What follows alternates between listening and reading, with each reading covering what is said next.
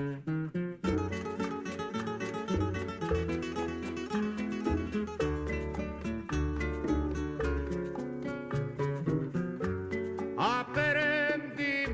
a quererte desde la...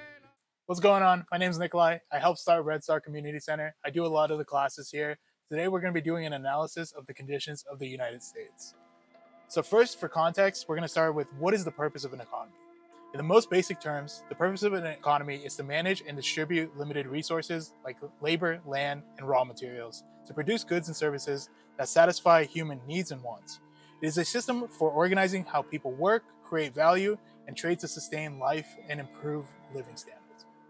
So how does an economy work? An economy works as a system of exchange where households, businesses, and governments produce, buy, and sell goods and services using money or credit.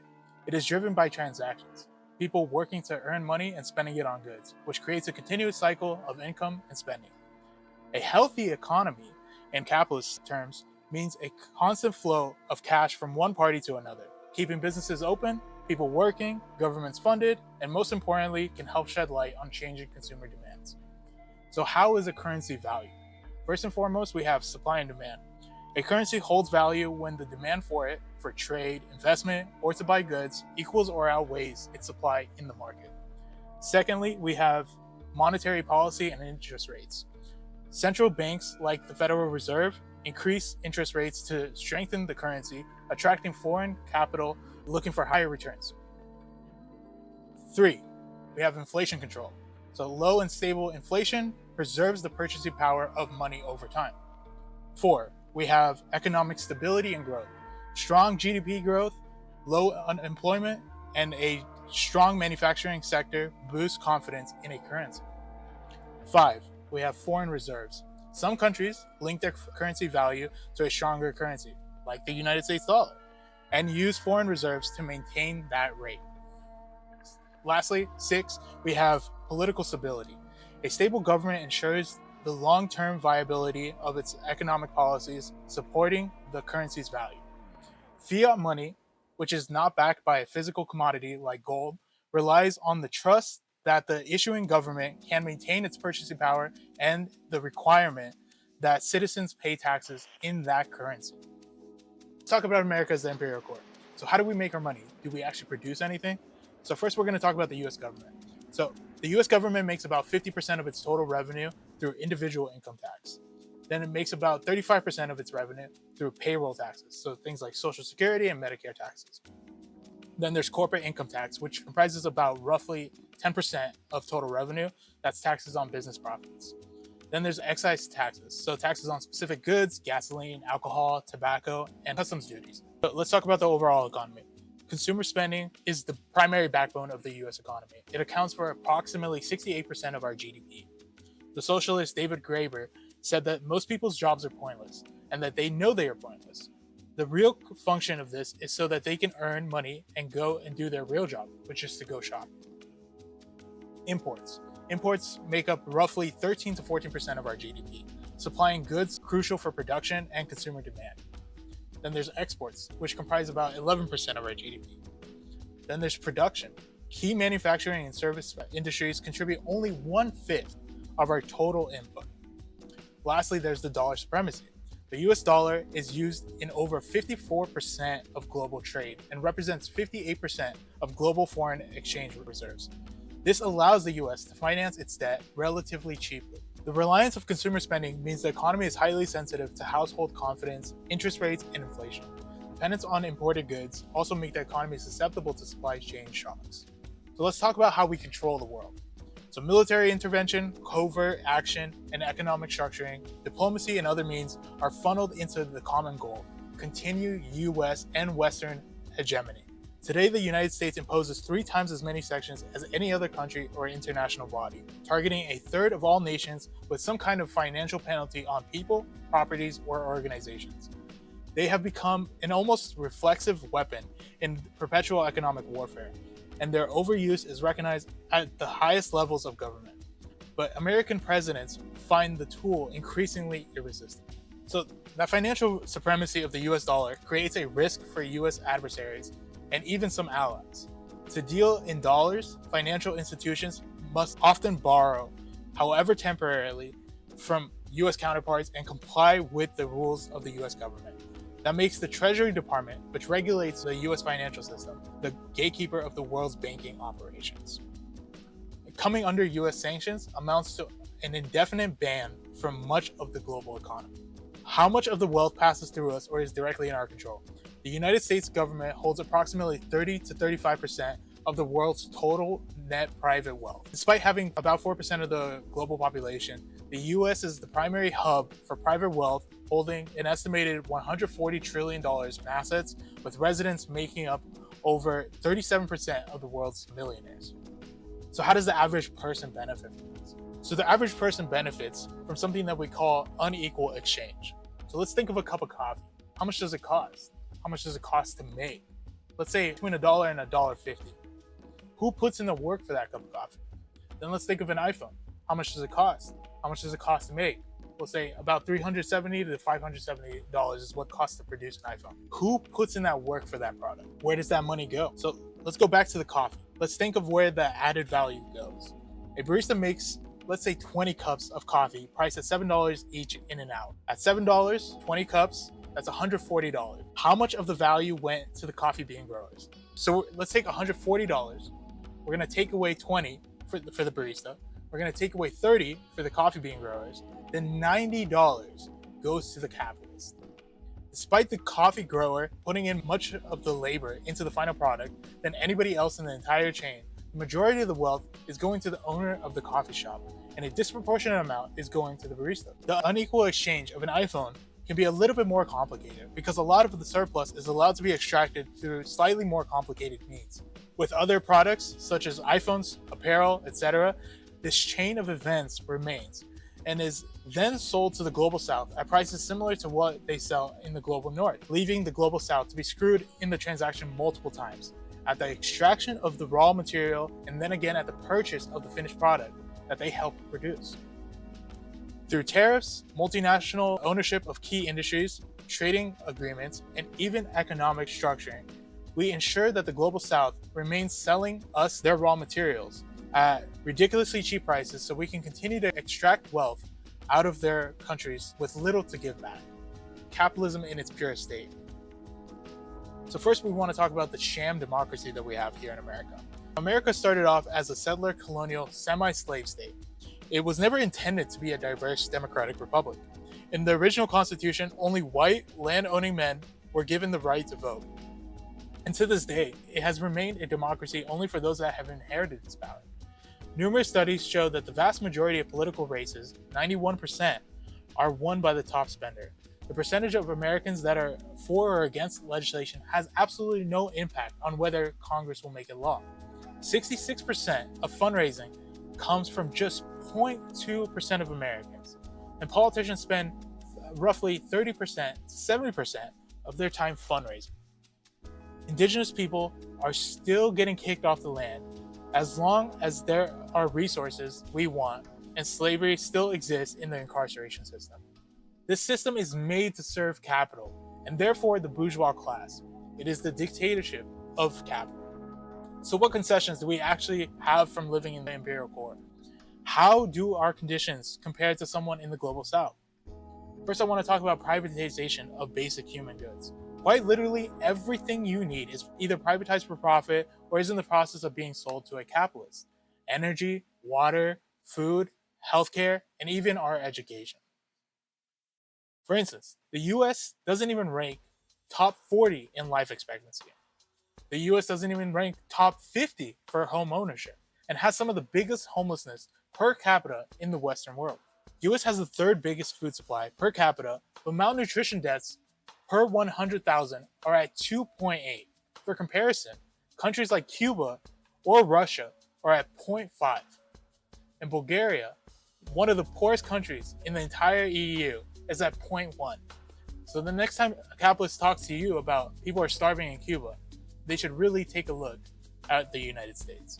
When we look at the happiness index, which measures GDP per capita, social support, healthy life expectancy, and freedom to make life choices, generosity, and freedom from corruption, the US and the UK, for that matter, barely make it to the top 25. The United States, for instance, is at the 24th place. So what do we get? Essentially, the main trade-off is waste. We consume more stuff than many other countries. Additionally, our jobs are less industrial, so we can definitely argue that we have relatively easier jobs. Is this really a trade-off? These jobs often make us feel alienated, according to Marx. Our labor has become so alienated from the commodity production chain. For example, think about what makes you happier. Would something like cooking a burger for someone you love, or would something like cooking a burger at a place like McDonald's make you happier? Which one would you take more ownership in as a representation of yourself and your own creativity? When we look at Gallup polls, they show that 85% of American workers aren't happy at work. The number one indicator is meaningless of the job. Let's go over Marx's theory of alienation. So first and foremost, you're alienated from nature. Under capitalism, nature has no value as a dead resource in which to extract capital. Then you're alienated from labor. The labor that is yours is extracted under capitalism and sold to an employer, and your labor has a brand put over it. Thirdly, you're alienated from others. Other people are seen as your competition in the marketplace for employment, for resources, wages, and attention. Or they're your employer that you probably fear or resent since they have power to punitively punish you or take away your livelihood. You can't fully trust those that you have a market relationship with and are not inclined to see them as a commodity to undertake major projects with. Lastly, you're alienated from yourself. Instead of seeing yourself as a member of the human race, full of your own creativity and ideas to contribute, you're reduced to a small node among other nodes in a profit machine that's replaceable and without agency. So where is the mass wealth theft really going? What are the interests of the average American? Like elsewhere in the world, Americans' subsistence needs are very standard. There's shelter, food, water, clothing, etc. Those needs only account for so much, and other interests get a little bit more complicated as we divide the working class by race, age, gender, etc. So let's look at students. The average age of a university student is now around 25. Since tuition is so high and most students need a part-time job to get through college, getting their degrees at slower paces than previous generations. So what are their interests? Accessible education, future career opportunities, a decline in the cost of living, and the idea of a more ideal society. As an interesting note, in a poll done by the Cato Institute, 34% of people aged 18 to 29 said they like communism, and 62% said the same for socialism. Let's take a look at workers. Over 64% of workers are living paycheck to paycheck. 54% of workers say that job insecurity has an impact on their stress levels, and 44% of workers fear a recession.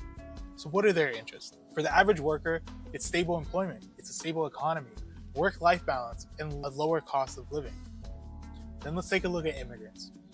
A 2023 KFF survey found that 75% of immigrants cite improved economic opportunities, 68% saw a better future for their children, and 62% of immigrants came here for education.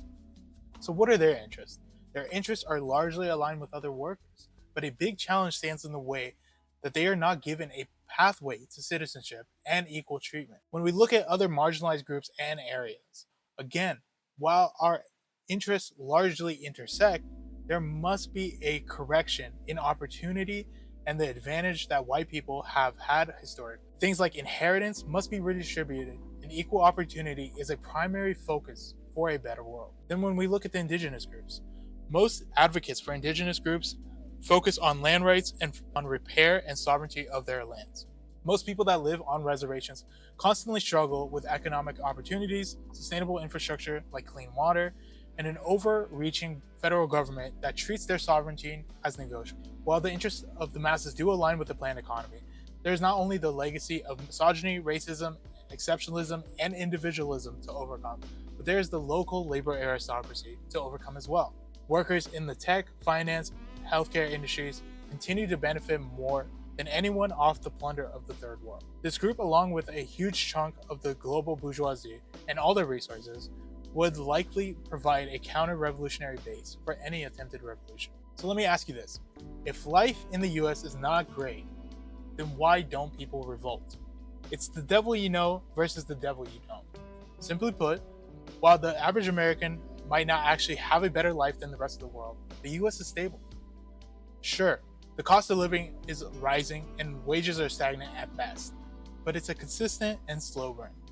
Revolutions typically happen when there's a sudden shift in living standards. This is known as the J-curve revolution model. Think about World War I and World War II and all the mass uprisings that happened right after. So mass uprising likely will not happen unless two conditions are met to one standard or another.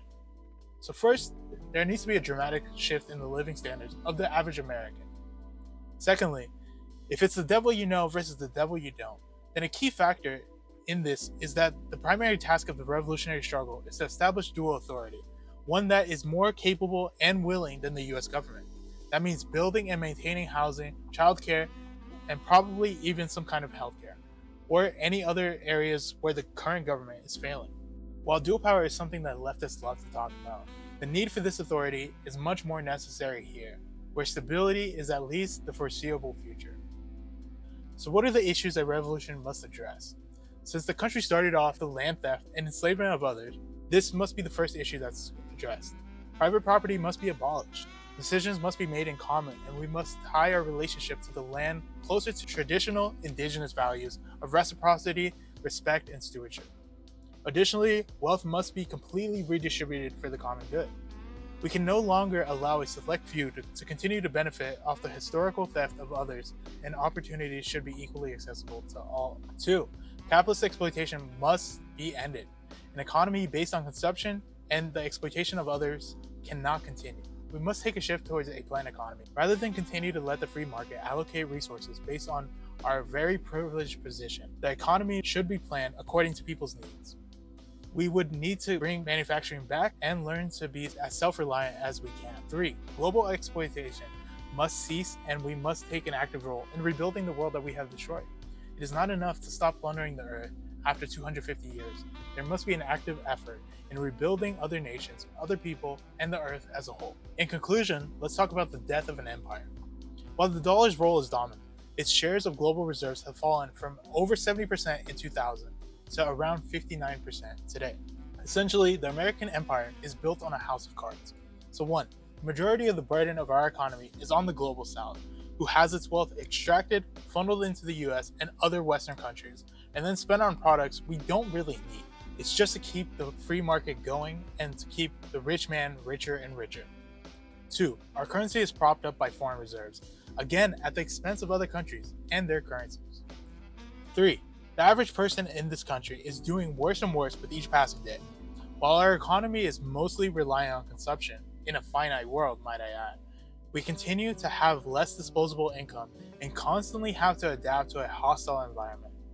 This level of consumption is only held up by increased debt and a culture that's driven by consumerism. Something here has to give. This cannot continue. Even if the US held the national fervor that helps prop up capitalism, other countries will continue to resist our dominance. The entire house of cards will fall regardless of whether we help it or not. Our primary job is to tear it down, to mitigate the consequences of this collapse, to mitigate the misery that the system maintains abroad, and to build a system of mutual subsistence. We want to leave you with a quote from James Herrod's The Long 20th Century. The main feature, shaped by all 4 cycles of capital accumulation, is that each cycle had 2 phases. The first phase, starting off the cycle, was a vigorous expansion of commodity production and trade. The rate of profit from this eventually begins to fall. The second phase, therefore, was a shift of emphasis onto finance and speculation, the point at which owners of capital start withdrawing from material production and moving into finance as the best way to continue making profits. Arrighi calls the signal of crisis of the cycle, signaling as it does the beginning of the decline of the hegemon. As should be obvious to all, for the past several decades, we have been in the financial speculation phase of the 4th great systemic cycle of capital accumulation. This really helps clarify what is happening to us and puts current events into a much-needed historical framework. Capital accumulation has reached its limits in the United States, and profits began to fall. Production was shifted to the Third World. So the surplus capital that has been accumulated was shifted over to building up the state, waging war, and financial speculation. This is how the second phase of a cycle always begins, with the over-accumulation of capital. Isn't this still agonizingly true today? The huge accumulation of surplus capital which is sloshing around the world with nowhere profitable to go in a real economy, is pouring into financial speculation, wars, and weapons, and building up police states. If you liked our video, please consider following us here and on Instagram. Consider donating to our Patreon, and if you're ever in Las Vegas, come to our exclusive in-person classes.